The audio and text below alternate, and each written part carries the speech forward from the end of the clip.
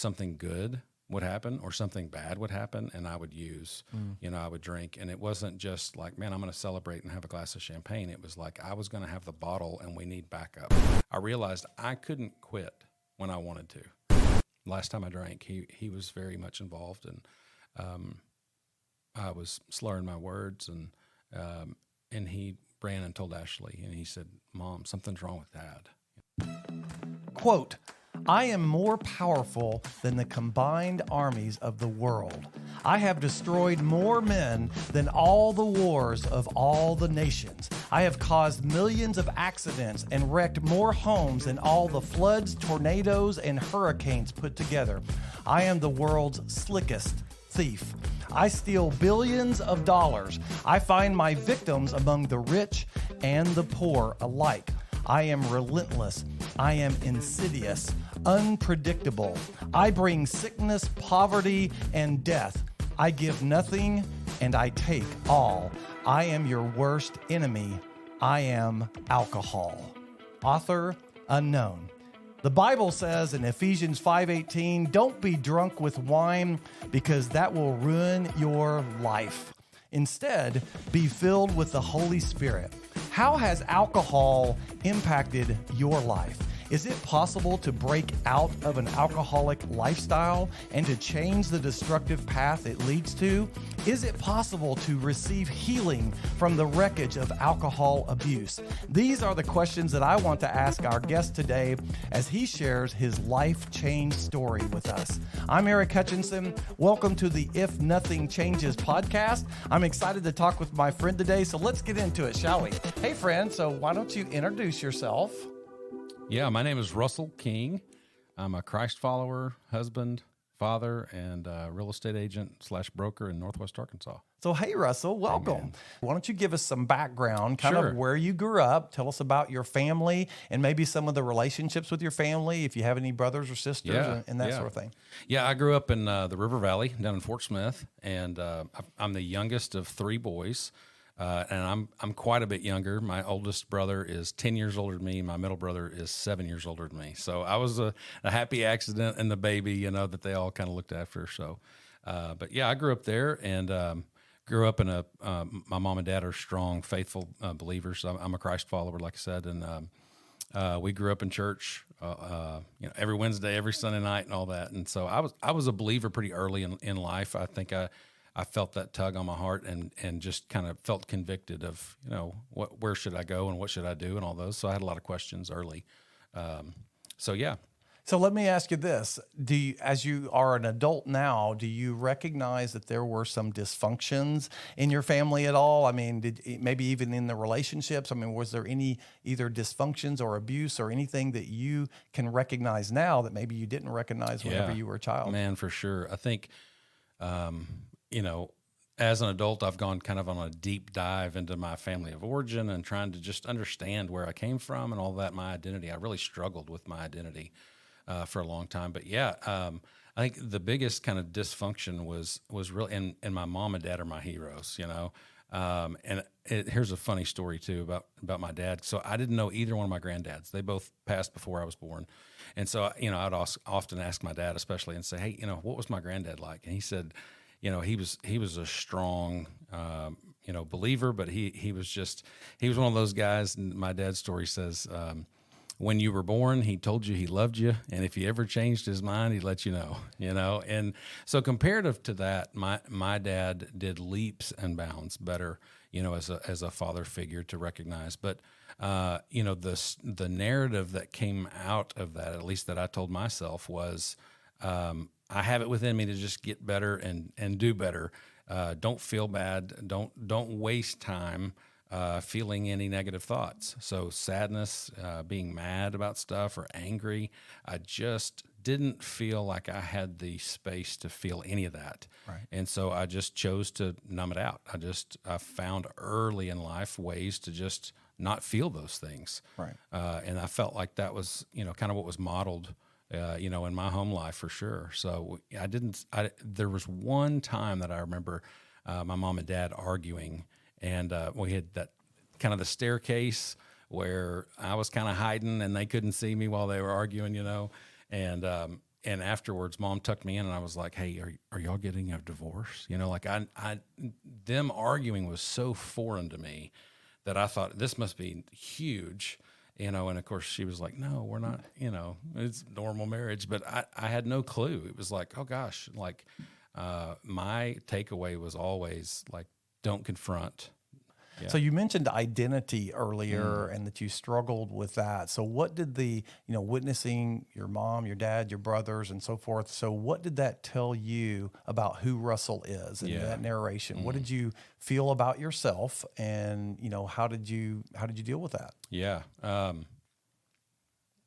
I think when you find out, so part of my story is that,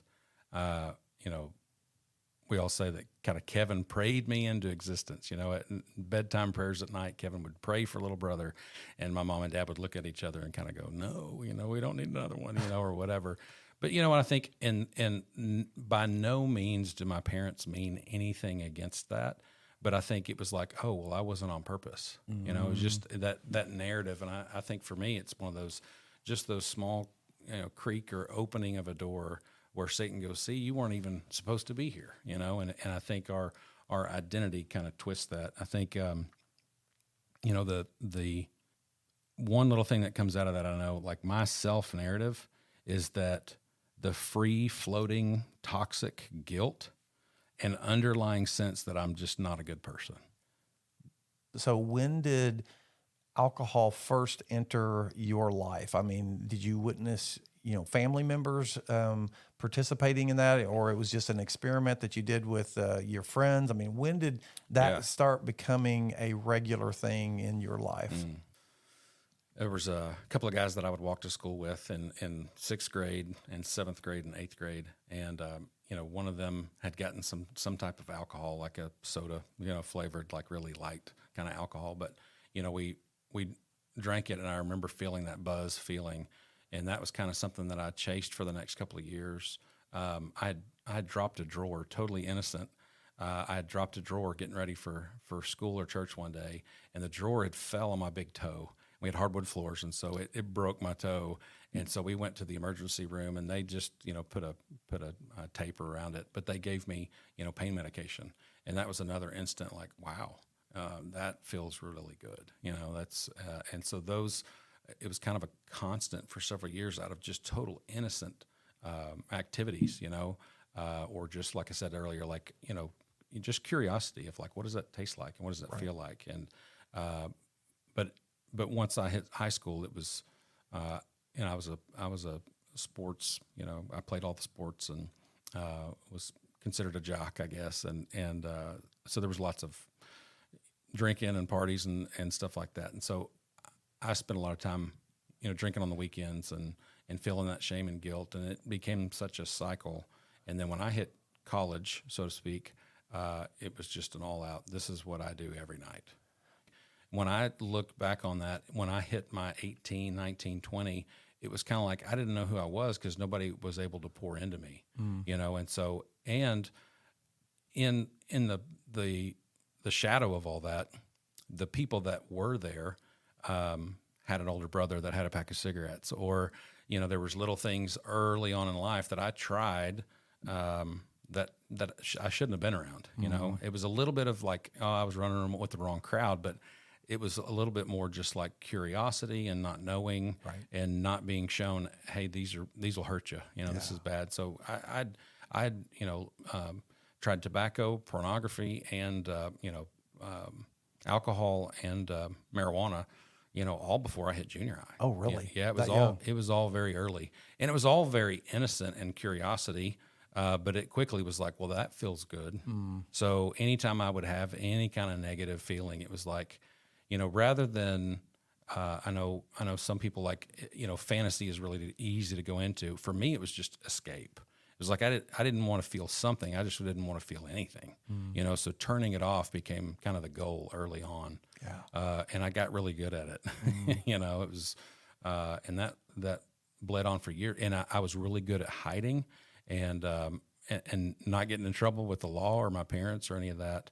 And I think that's another another door that Satan allowed in my life for the longest time was just to kind of go unnoticed. And it was like, well, it was confirmation that I wasn't supposed to be here, and just to lay low and fly under everybody's radar. That's where I'm supposed to be. And looking back, would you say, okay, in high school, it was at the parties, and it was, at what point would you say this has become an addiction? Would it be in college? Would you say, you know what, I felt like I really needed it, and where would that line be for you?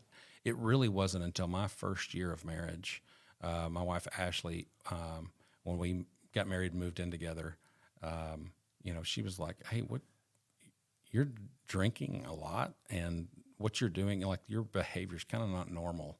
And up until then, I think it was like, oh, it's not, I didn't realize, like, yeah, I'm really hurting myself, and there's a ripple effect into other people around me. When I look back at my 28, 29-year-old self, I just want to hug him, I just think he just didn't know, he needed love and, acceptance. It's just, it's just one of those things that, I just know there's people out there that are still struggling with that, or just coming into some of those seasons. And so the way I kind of see it was this kind of a process of just curiosity. And then there was just using, then there was abusing, and then there was just a right out addiction.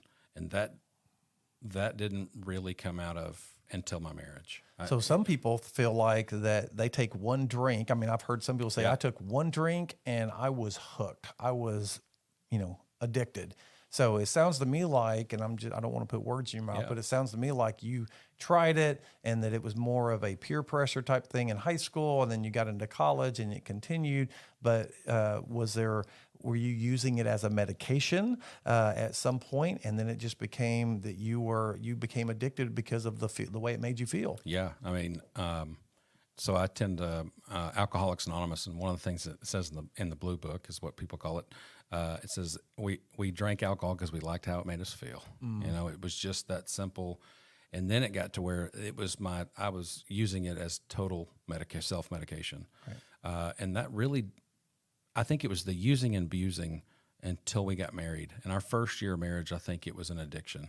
Yeah. And so I dabbled in other drugs and stuff, but alcohol was, we had moved from, when we got married, we moved to Northwest Arkansas. So, and I didn't have any drug connections. And so it was just alcohol, and it was very easy to get. And it was pretty easy to hide, the amount at least that I was using. And that's where that real addiction came. And then it was still, another 10, 12 years of realizing I don't have a grip on this. And there was a kind of an internal dream of, well, I just need to get back to where I can control the amount. Right. There was just this, I just need to justify my right to use. And I think most alcoholics, there comes this time where it's like, I can't talk about alcohol, or I can't not have a drink in front of everybody else because somebody will know something's up. And that was very much me. If we were at a party, it was like, I can't be here if I'm not supposed to drink. But what's interesting is like nobody cares.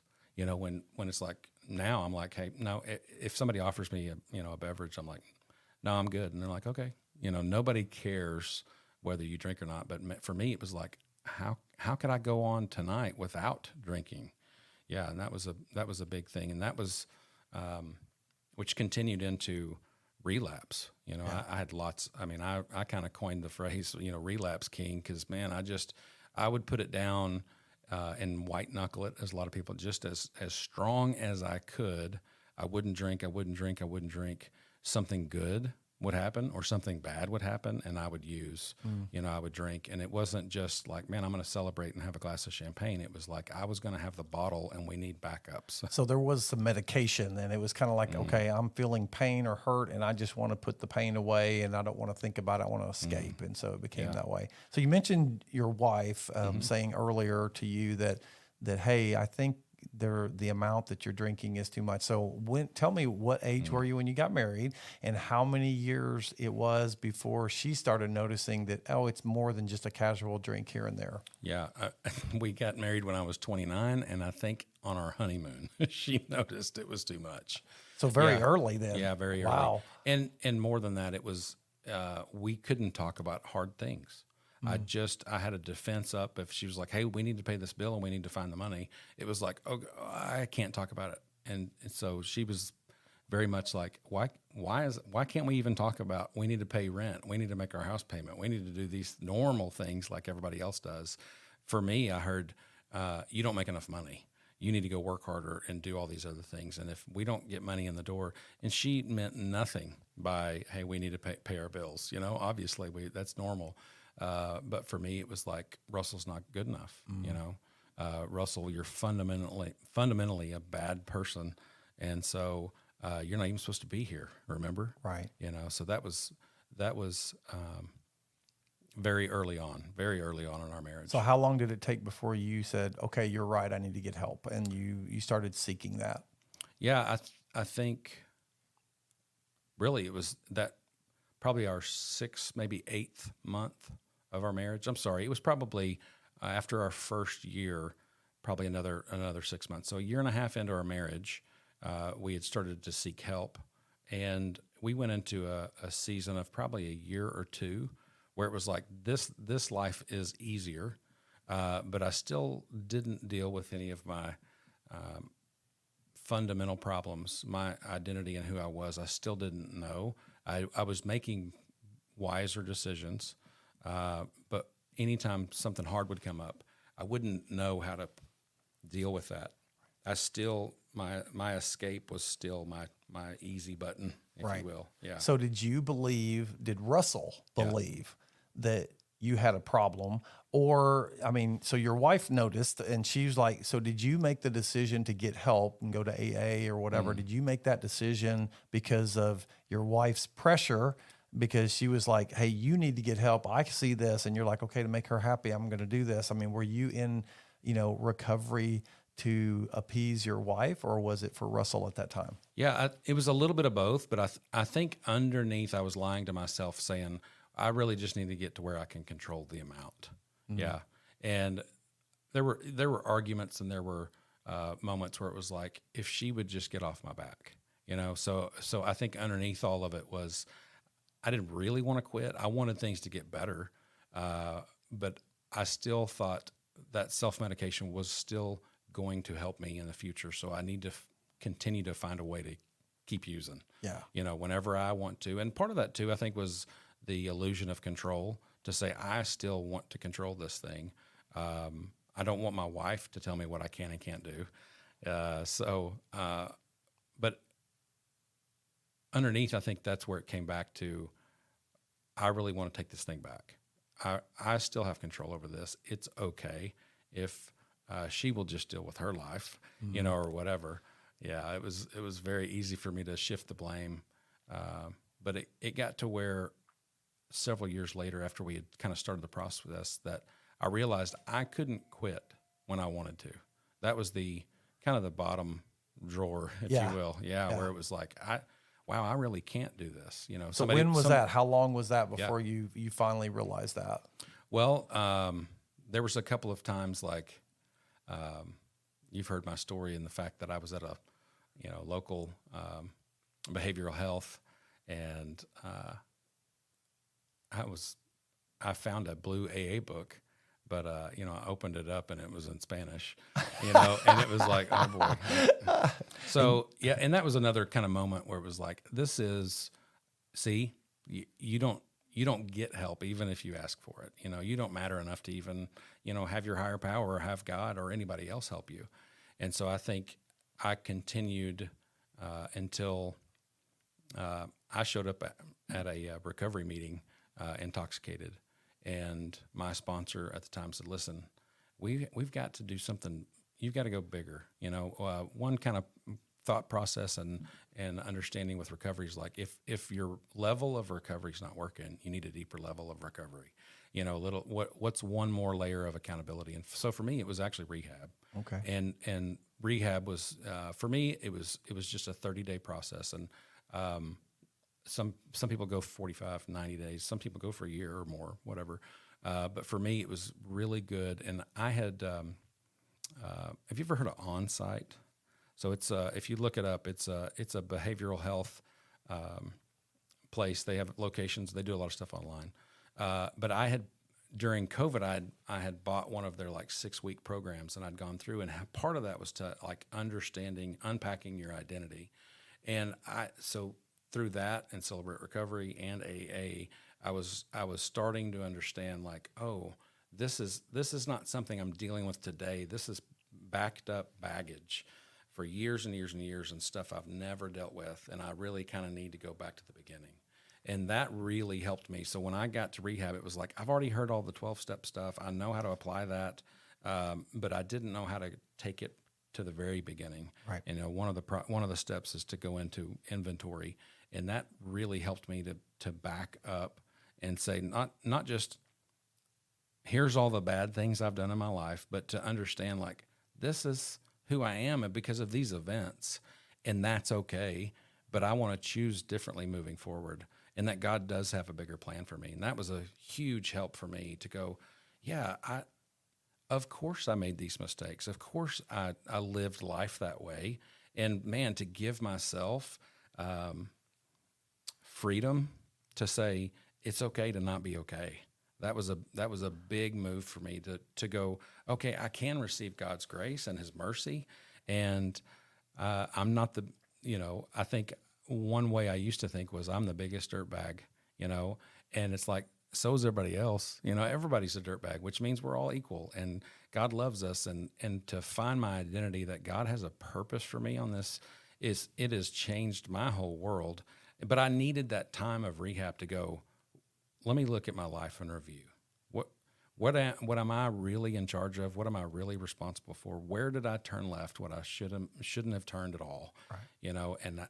And where did I hide from people so that I could keep doing? And that was a huge step for me, was to take that 30 days and go, man, of course I'm like this. Of course, and not out of I blame my parents or anything, but to take ownership out of my own life and realize the directions it's taken has a big part of the decisions that I made. Right. So that was a big thing for me to start understanding, like, I really am a dad. I really am a husband. And God's put those people in my life and put me in their life. And that's been a big thing for me.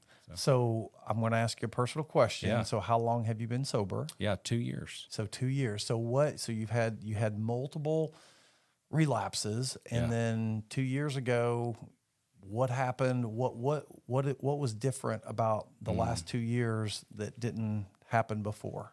Yeah. So a couple of years ago,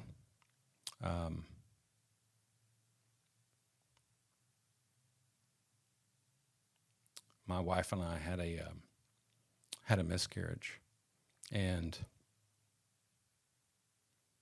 it was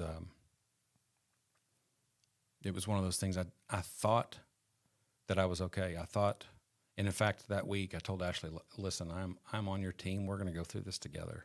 In fact, I told her that Friday morning, and sometime Friday afternoon,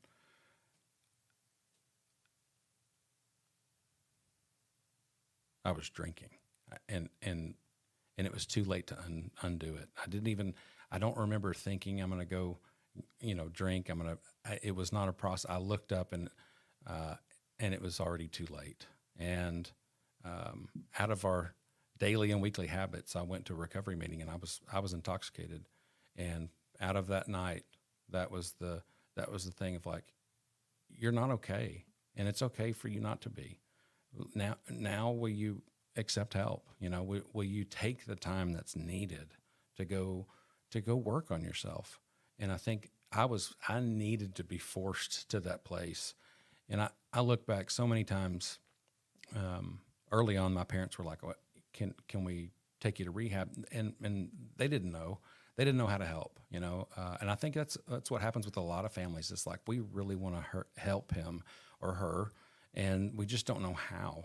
And for me, I think it was realizing I've got to do some work on myself. I've got to go back and unpack and not necessarily do anything about it, but just realize, where am I at? What is really going on, and where is my reality?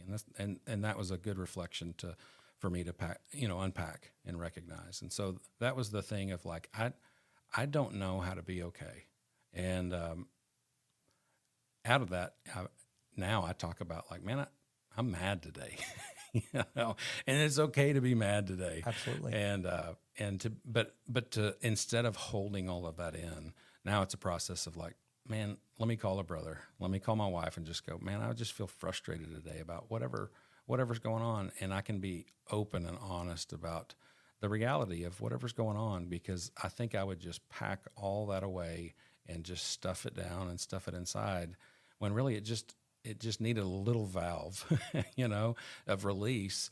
And one of the things I do now is there's a third-party app that is it's like a 10th step, like kind of a little bit of emotional check-in app, and it reminds me like, hey, how am I feeling? And the questions I typically ask is, how am I, body, mind, and spirit? And so physically, have I done any kind of exercise? Mentally, if am I working my brain? And then spiritually, am I practicing a little bit of what I preach?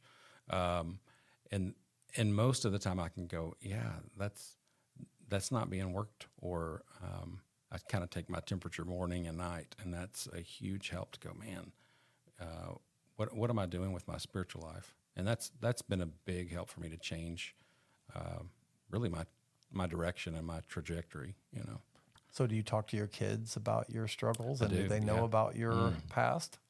Man.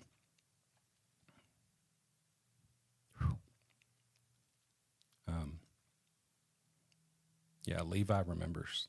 Yeah, that night, my last time I drank, he was very much involved, and I was slurring my words, and he ran and told Ashley, and he said, "Mom, something's wrong with Dad," and it was very, and he remembers. We talk about it, and so through counseling and through other brothers who've kind of been there before, have said, yeah, don't criticize him for remembering or bringing it up. And it's been, man, that's been just a fruit of the journey that I never knew would come. And we have grown so much closer, because he's like, why did you do that? He wants to know, why did you make that choice? And so we go into it, and I love it, because he's like, but you're done with that now, Amen. That's awesome. So, brother, what would you tell the person who's listening to this podcast and they are escaping through, whether it's alcohol or drugs or whatever? What would you tell them if they feel like they are a loser, if they feel like that their identity is that they can't succeed, that they're destined to fail, and so they might as well just continue on the path that they're on? And someone is listening and they're hearing your story, what would you advise them? What would you tell them right now? I mean, I love your phrase, if there's no change, there's no change. And so if you want something different, you've got to do something different. Yeah, absolutely. So yeah, call me, reach out to somebody, recognize who is healthy, and reach out to them. Yeah. I think one thing was, that helped me was to start asking myself, why am I drinking? Why? It's not just to have fun. It was out of a delusion or a process of, I need to do something different. I need to turn this off. I need to self-medicate or whatever. And so I think if someone might ask themselves, why? What's the purpose of what I'm doing? Because I'm drinking a lot. And I think uncovering that, yeah, something's not right in me, and I want to get help. Thanks, Russell, for sharing your story with us. Hey, if you are listening today and you can relate to Russell's story, if you are thinking, that's me, I struggle with alcohol or some other kind of substance abuse. Maybe you are drinking or using to bury some kind of pain in the past. Maybe the enemy is whispering in your ear, telling you that you are a loser, that there's no other path than the destructive one that you are on. That's a lie. You are valuable and you are loved. Maybe you've hurt people that you are close to because of your struggle. Whatever the case may be, change is possible. But if nothing changes, nothing changes. See you next time.